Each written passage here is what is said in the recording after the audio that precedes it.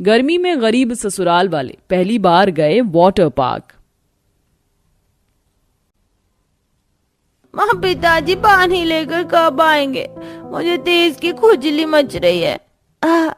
माँ पीठ में चींटी जैसा कुछ काट रहा है। गर्मी से बेहाल बेचारा बच्चा रोने लग जाता है। तभी चिलचिलाती गर्मी में रेड़ी चलाकर प्रदीप पानी के गैलन रख कर ले आता है। ठंडा पानी देखकर गर्मी से परेशान दोनों बच्चों की खुशी का ठिकाना नहीं था। अरे देखो पीहू दीदी, पापा ठंडा ठंडा पानी भरकर ले आए हैं। मैं तो बड़े मजे से नहाऊंगा। हाँ, आज हम बाल्टी भरकर नहाएंगे, कितना मजा आएगा। नहीं बच्चों, तुम्हें खुद से नहीं नहाना है। तुम दोनों पानी की बर्बादी करोगे। सविता, हिसाब किताब से पानी खर्च करना। हर जगह देख कर आ रहा हूँ, जितनी भी जे कॉलोनीज हैं, गर्मी के चलते पिछले हफ्ते से कहीं पानी नहीं आ रहा है। अरे हम जैसे गरीब परिवार को तो हर साल गर्मी में पानी की दिक्कत परेशानी झेलनी पड़ती है। मैं तो जाड़े के मौसम से बोलती आ रही हूँ, मोटर का कनेक्शन लगवा ले बेटा। हाँ जी, पड़ोस में सबके घर में पानी का मोटर लगा हुआ है। ये 2 गैलन पानी तो खाना बनाने और पीने में ही खत्म हो जाएगा। बर्तन कपड़े कैसे धुलेंगे? गर्मी के मौसम में इंसान बगैर खाने के तो रह सकता है, लेकिन पानी के रहना असंभव है। ऐसे में गर्मी के मौसम में गरीब परिवारों को पानी की किल्लत में गुजारा करना पड़ता है। सुप्रिया दोनों बच्चों को 2-4 मग्गे से नहला देती है, जिस पर सौरभ मुंह फुला लेता है। तुमने किट्टू से पानी से नहलाया, लाओ मुझको मग्गा दो, मैं खुद से दाई नहीं करना है। सौरभ बेटा ऐसे जिद नहीं करते, पानी थोड़ा है, मुझे इसी में बर्तन मांजना है, कपड़े लत्ते भी धोने हैं। सौरभ, अगर तुम और नहाओगे तो स्कूल के लिए लेट हो जाओगे, फटाफट से वर्दी पहन लो। आंचल बच्चों को उलझा कर घर के अंदर ले जाती है। वहीं सामने रहने वाली अमीर पड़ोसी गाड़ी में खाने पीने का सामान भर रहे थे, तभी अम्बा देवी बोलती है, रेशा बहू, खाने पीने का सब कुछ रख लिया है ना? कुछ छूट ना जाए, नहीं तो पिकनिक मनाने का मजा किरकिरा हो जाएगा। डोंट वरी मम्मी जी, मैंने फ्रूट, गर्मा गर्म पकौड़ी, नमक पारी, स्नैक्स और तीखे चटपटे भेलपूरी भी बनाई हैं। अरे वाह, अब तो पिकनिक का खूब मजा आएगा। तभी पति विशाल बर्फ का बकेट ले आता है। ये मैंने हम सबके लिए सफर के लिए कुछ कोल्ड ड्रिंक्स और बर्फ रख लिया है। गर्मी का मौसम है, रास्ते में जरूरत लगेगी। Ansh, Palak, come on, get in the car. Okay mamma. Mamma पहले हम वाटर पार्क जाएंगे, ना आए। ऑफ कोर्स अंश बेटा, पहले हम वाटर पार्क की ट्रिप पर जाएंगे। ऊपी में तो खूब मस्ती करूंगा, स्विमिंग करूंगा और पानी वाले झूले पे झूलूंगा। अमीर पड़ोसियों के मुंह से वाटर पार्क की चर्चा सुनकर गरीब परिवार वालों के दिल में उम्मीद सजने लगती है। तभी उनके चले जाने के बाद गरीब ससुर इच्छुक होकर पूछते हैं, अरे आंचल बिटिया, ये वाटर पार्क क्या बला है? कोई नदी है क्या नहाने की? नहीं पिताजी, वाटर पार्क के अंदर बहुत ही सुंदर स्विमिंग पूल बना होता है और तरह तरह के पानी वाले झूले होते हैं। बाकी वहाँ ठंडे ठंडे कोल्ड ड्रिंक, जूस वगैरह भी बिकते हैं। अच्छा, तो फिर हम लोग भी चलते हैं। मगर पिताजी, अंदर जाने का बड़ा महंगा टिकट लगता है, एक आदमी और 700-800। अच्छा, ये तो बड़ा ज्यादा है, रहने देते हैं। ज्यादा खर्चा सोचकर गरीब परिवार वाले दिल की इच्छा को दिल में दबा देते हैं। बेचारे गरीब परिवार वाले इसी तरह कड़ाके की गर्मी में दिन काट रहे थे। फिर एक दिन क्लास के अंदर बच्चे बातचीत कर रहे थे। और प्रिंसी, तुझको पता है इस साल गर्मी की छुट्टियों में मेरी फैमिली मुझे वाटर पार्क ले जा रहे हैं। वहाँ पर बहुत बड़े झूले हैं जिसमें से फव्वारे निकलती हैं और स्विमिंग पूल का पानी बर्फ जितना चिल्ड होता है।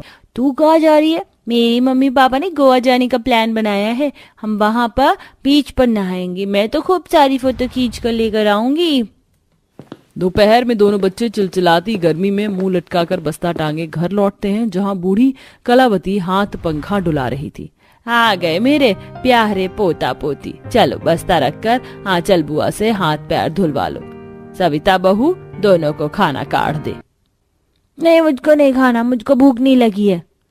क्या बात है बिटिया, ऐसे मुंह क्यों लटका रखा है? गर्मी की छुट्टी नहीं पड़ी क्या?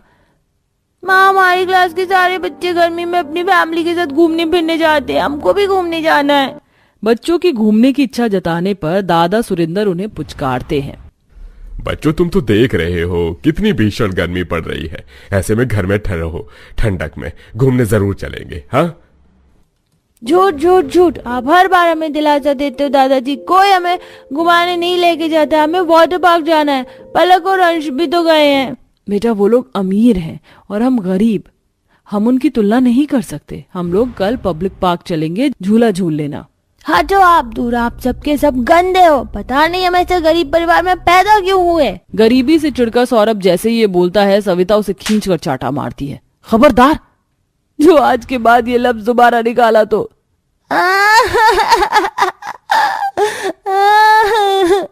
बहू क्यों बेचारे बच्चे को मार रही है? नादान है, भूल गया। माँ जी, ये लड़का बदतमीज हो गया है, मार खाकर सुधरेगा अब मुझसे। सौरभ रोते रोते सांस पकड़ लेता है। इसी तरह कश्मकश भरे हालात जारी थे। 2-4 दिन बाद अमीर परिवार घूमकर लौट आते हैं और पलक उन्हें तस्वीर दिखाती है। ये देख सौरभ, पीहू, ये है वाटर पार्क। मस्त जगह है, हमने तो फुल मौज मस्ती की है। ये वाटर पार्क तो कितना सुंदर है, काश कि हम भी इसमें नहा पाते। तभी रेशा पीहू के हाथ से फोन छीनते हुए, लाओ मुझे तो ये फोन। अंश, पलक, क्या जरूरत थी उन्हें पिक्चर्स दिखाने की? कितनी बार कहा है इन गरीब मिडिल क्लास से दूर रहा करो, और तुम चलो भागो यहाँ से। रेशा के अपने गरीब बच्चों को इस तरह से दुत्कारते देखकर सविता के दिल को ठेस लगती है। बस अब मैं अपने परिवार को वाटर पार्क जरूर ले जाऊंगी, चाहे मुझे दिन रात मेहनत करनी पड़े। सविता अपनी पड़ोसन रेखा के पास आती है, जो कि शर्ट में बटन लगा रही थी। रेखा बहन, तुम ये माल कहाँ से लाती हो? मुझे भी दिलवा दोगी? अरे सविता, यहाँ पास में शर्ट की फैक्ट्री खुली है। ज्यादा काम नहीं है, केवल शर्ट की 2-4 धागे काट कर बटन लगाना है। एक पीस का 5 रुपए मिलता है। मैं तो अकेली हूँ इसलिए काम लाती हूँ। तुम्हारे घर में तो 3 जने हो, मिलकर एक दिन में 200-400 आराम से कर लोगी। मेरे साथ चलना, मैं दिलवा दूंगी। बेचारी बहू कड़ाके की गर्मी में फैक्ट्री से भारी भर के शर्ट के बंडल सर पर उठाकर ले आती है और अब पूरा परिवार लग कर मेहनत करता है। शाम को, बहू तू जा खाना पीना बना ले, बाकी के धागे आंचल काट देगी और मैं बटन लगा दूंगी, फिर सवेरे दे आना। जी माँ। 1-1 रुपए जोड़े के लिए पूरा परिवार काफी परिश्रम करता है। सबके माथे से टप टप पसीने निकलते हैं। इसी तरह 1 महीने बाद जब माल का हिसाब होता है तो सविता को 5000 रुपए मिलते हैं। धन्यवाद ईश्वर, मेरी सोच से बढ़कर देने के लिए। सविता किराने के यहाँ से कुछ राशन, मैदा, मुरमुरा इत्यादि खरीद कर घर लाती है। अरे बहू, इतना सारा खाने पीने का सामान किस लिए लाई है? पिकनिक मनाना है क्या? माँ जी, कल सुबह हम सब लोग वाटर पार्क चल रहे हैं, टाइम से तैयार हो जाइएगा। पूरे परिवार के चेहरे पर हर्षोल्लास छा जाता है। अगली सुबह सब तड़के जाग जाते हैं। तभी सास कलावती ससुर से, अजी सुनते हो, देखकर बताओ ये बनारसी वाली साड़ी पहनूं या ये चटक रंग वाली भारी सी?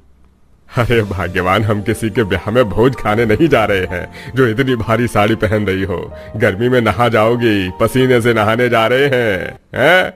पिताजी सही बोल रहे हैं, आप कोई हल्की सी साड़ी पहन लो माँ, ताकि आप क्लासी दिखोगी, समझी? कुछ देर में पूरा परिवार वाटर पार्क पहुंच जाता है, जहाँ हर तरफ भीड़ भड़का देखकर प्रदीप कहता है, मुझे तो ऐसा लग रहा है जैसे हम मेले में आ गए हैं। कितना भीड़ भड़का है यहाँ। आला, अपनी तो निकल पड़ी। कितने ऊंचे ऊंचे पानी वाले झूले हैं, मैं तो चला झूलने। अरे आप अंदर ऐसे एंट्री नहीं ले सकते, पहले टिकट खरीद कर लीजिए। प्रदीप पूरे परिवार के लिए टिकट खरीदता है। इसके बाद पूरा परिवार स्विमिंग पूल के ठंडे ठंडे पानी में नहाते हैं, बच्चा झूला झूलते हैं। अजी, तुम 6 महीने के बच्चे की तरह इतना छपाक छपाक क्यों कर रहे हो? दिल तो बच्चा है जी, हाँ थोड़ा कच्चा है जी। चलो ना कलावती, उस झूले पर चलकर झूलते हैं, बड़ा मजा आएगा। हे भगवान, तुमको लाज नहीं लग रही बुढ़ापे में झूला झूलना? उम्र तो देख लो बुढ़ऊ। सास ससुर के बीच खुशियों भरी खट्टी मीठी नोक झोंक देखकर सविता बहुत खुश होती है। इस तरह गरीब परिवार का वाटर पार्क में पहली बार नहाने का ख्वाब पूरा हो जाता है। लुक एट दिस मैडम जी, ये हमारे मॉल का सबसे यूनिकॉर्न डिजाइन का ड्रेस है, बिल्कुल फ्रेश पीस है। यकीन मानिए आप इसको पार्टी में पहनेंगे तो चारों तरफ आपके ही चर्चे होंगे। अरे छा जाएंगी बिल्कुल आप। नहीं भैया, इस ड्रेस का डिजाइन कुछ खास नहीं है और कलर भी डल है। I need to something different. हे भगवान, पता नहीं कैसी औरत से पाला पड़ गया है, इसके तो नखरे ही खत्म नहीं हो रहे। हजारों ड्रेस दिखा दी फिर भी। तभी परिधि की नजर डमी पर लगे एक बैकलेस गाउन पर जाती है, जिसका प्राइस टैग 5 लाख रुपए तक का था। आई लाइक दिस ड्रेस, मुझे ये पसंद है, इसे पैक कर दीजिए।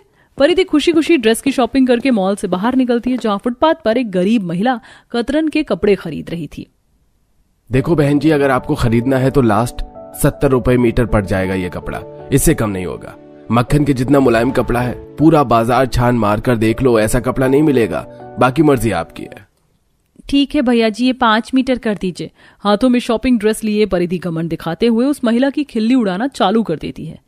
हे भगवान, कितनी चीप ले रही है। एक तो ये 3rd क्लास कपड़ा खरीद रही है, उसमें भी मोल भाव कर रही है। अब मुझे नग मोती खरीदना है, फिर मैं अपनी पार्टी ड्रेस बना लूंगी।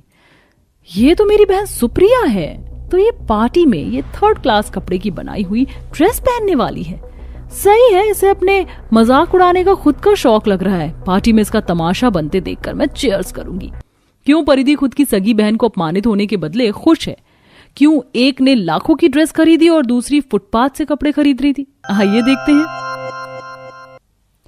तो सारे स्टूडेंट्स ने सुन लिया ना, फेयरवेल पार्टी इसी हफ्ते होगी, तो सारी गर्ल्स अपने लिए पहले से ही पार्टी की ड्रेस डिसाइड कर लीजिए। जिसकी पार्टी ड्रेस सबसे सुंदर होगी, स्टूडेंट ऑफ द ईयर का खिताब उसी को दिया जाएगा। ये सुनते ही घमंडी परिधि टशनबाजी से अपनी बहन सुप्रिया को चैलेंज करती है। देख लेना सुप्रिया, ये स्टूडेंट ऑफ द ईयर की ट्रॉफी तो मेरे ही नाम होगी, क्योंकि सबसे बेस्ट पार्टी ड्रेस मेरी होगी। परिधि दीदी, हम दोनों में से ये ट्रॉफी कोई भी जीते हैं तो हम दोनों ही।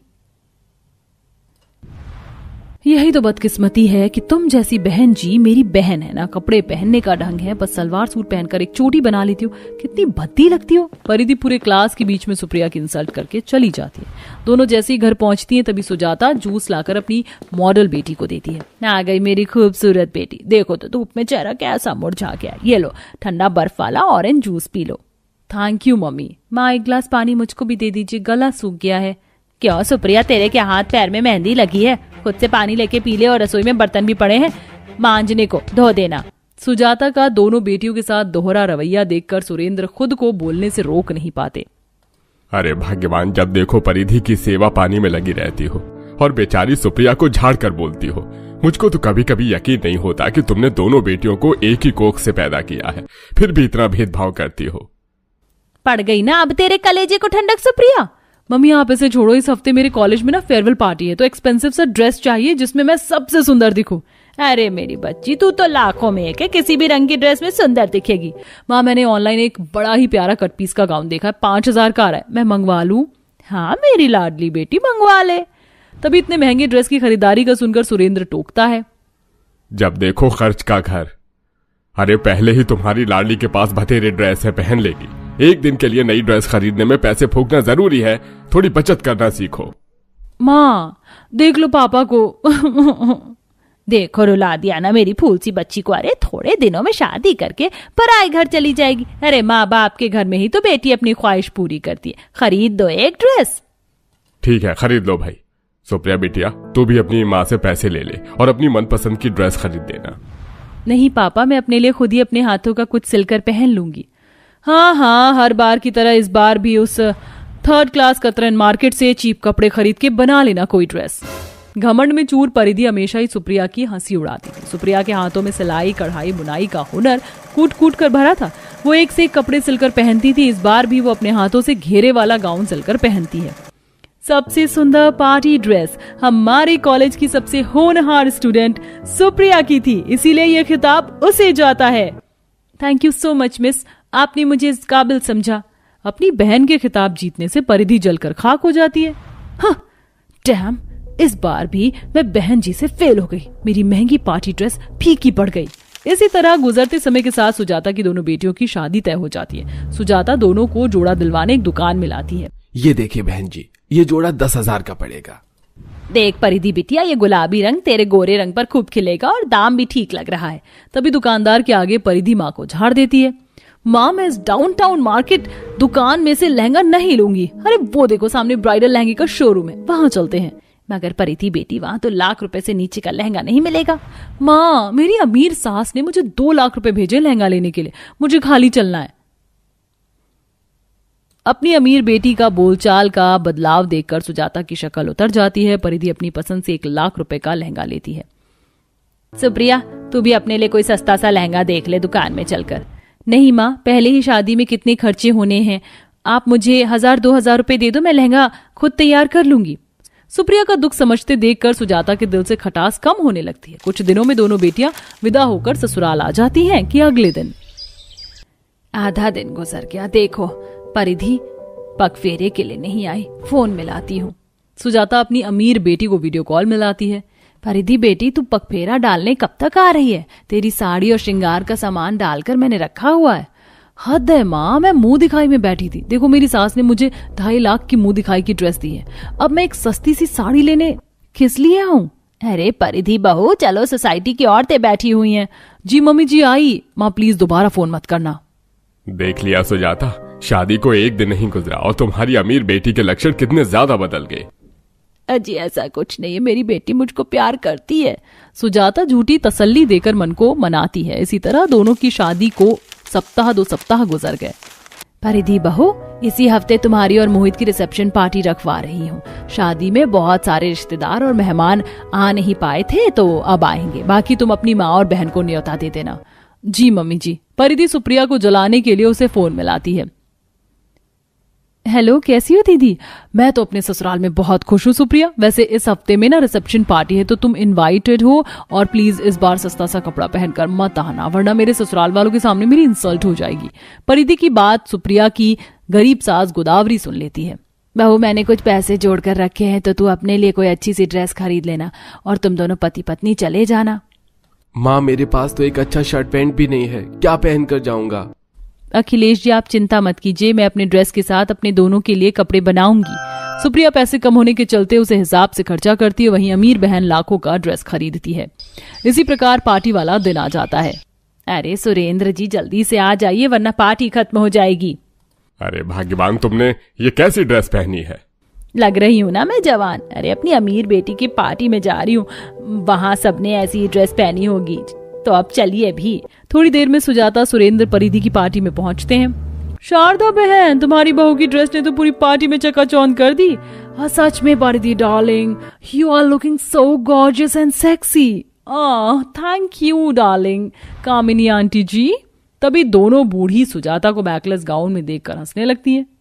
Oh my God, looking at this lady, बूढ़ी घोड़ी लाल लगाम। परिधि बेटी देख, लग रही हूं ना मैं तेरी मॉडर्न माँ?